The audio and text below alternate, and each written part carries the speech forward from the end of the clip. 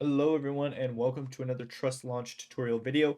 In today's video, we're going to show you how you can edit your launchpad to add or remove whitelists.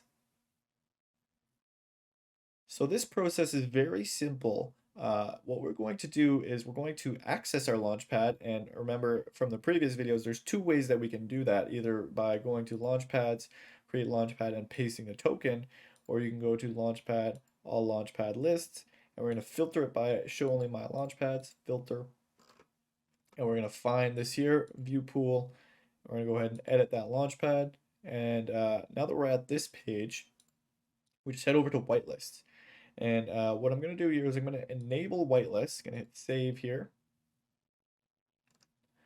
And it will confirm that. And as we wait for that to confirm, I'm just going to go ahead and find, I guess, some random wallets to, whitelist for my pre-sale. So this is just, I'm on the BSC validator list, and I've literally just taken the first transaction there and copied that address. So there's no secret to how I'm doing this. Let me go back here. It's all the same. So that's probably the validator. And if I go to internal transactions, let me see. Just take this address, this random address, and I'm just gonna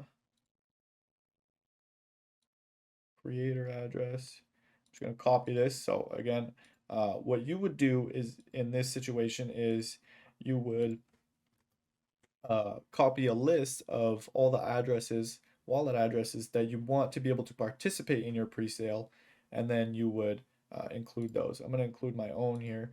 Let's go back here, wrong one, and just go like this. Alrighty, and add to whitelist. By clicking that button, we are adding these to our whitelist. We hit confirm on our wallet, and you can only do a maximum of 300 with one address per row. So keep in mind, if you went like this, just show you guys what I mean. If I did this, it would not work. So you cannot separate with a comma, anything like that. It doesn't work. Just do one address per line. And that's all you need to know. Now I'm going to go ahead and remove an address. So we added here, you can see these are the people who are able to participate in my pre-sale. And if I remove this, I'm going to go ahead and click here and remove this person. I'll have to confirm this transaction one last time. And that is all there is to it, guys. We just added and removed a whitelist. Now you would do it to your needs. You would do it to fit your needs. So that's all there is to it.